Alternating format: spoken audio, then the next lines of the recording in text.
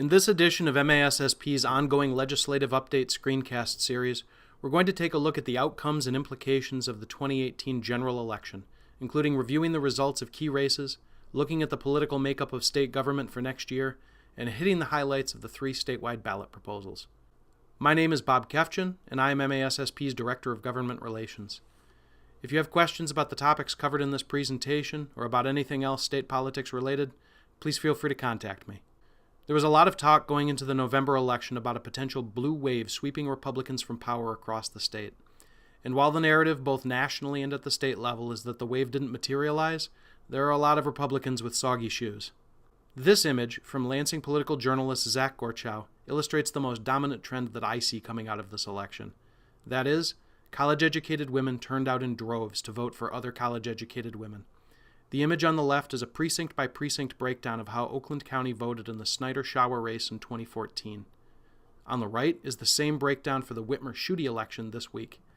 Dems made huge inroads in communities like Troy, Waterford, Novi, and Rochester Hills, where they fielded female candidates not just at the top of the ticket, but as congressional, state senate, and state representative candidates. From a statewide perspective, Democrats dominated the top of the ticket, taking all 5 statewide elected offices. Gretchen Whitmer is only Michigan's 2nd female chief executive, and Garland Gilchrist will be the first African-American lieutenant governor.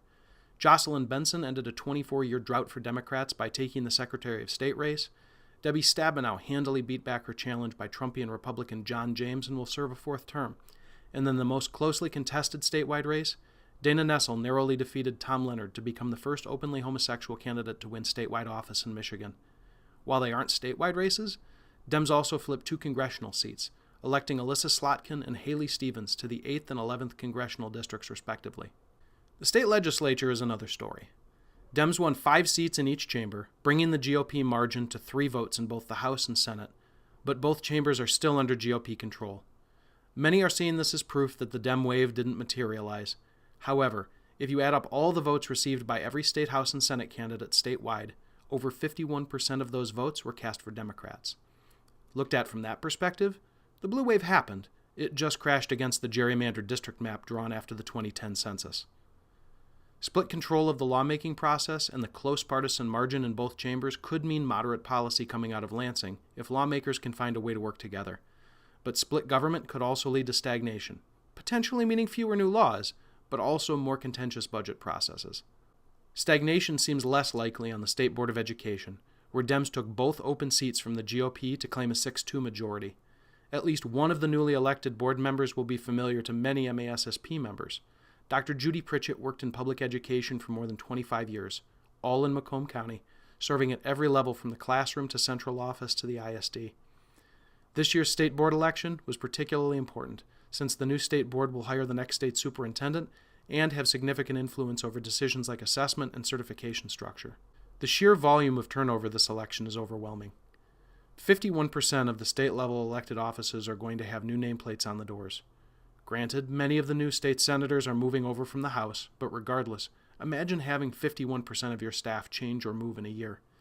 It's going to take some time for a new norm to establish itself in Lansing, possibly years. In the meantime, expect some sparks as the state's new lawmakers try to figure each other out. All 3 statewide ballot proposals passed, all by large margins. Let's cover what you need to know right now. Proposal 1 will take effect 10 days after the election results are certified, so sometime in late November most likely. A simplified approach to understanding Proposal 1 is to think of marijuana as now being regulated the same way as alcohol.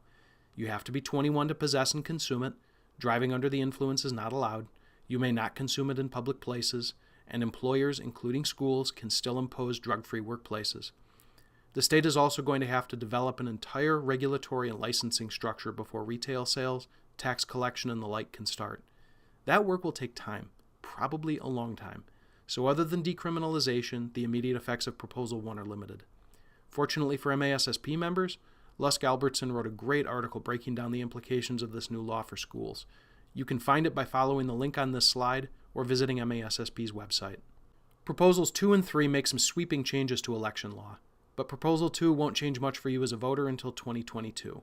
However, its passage does add additional significance to the Secretary of State election, since that office will oversee certain aspects of the new redistricting system. Proposal 3 could be in place soon enough to impact May 2019 school millage and bond elections, but with legal challenges possible, that may not bear out. The 2018 general election generated some fascinating facts, at least to political dorks like me. This is the first time in Michigan history that 4 of the 5 top-of-the-ticket statewide elected offices will be held by women. Moreover, 51 women will serve in the next state legislature, more than 1/3 of the combined 148 members in both bodies, and the largest number of women to serve in that capacity in Michigan's history. Jocelyn Benson's Secretary of State win means Democrats will be the first candidate listed on the ballot for the general elections in 2020 and 2022.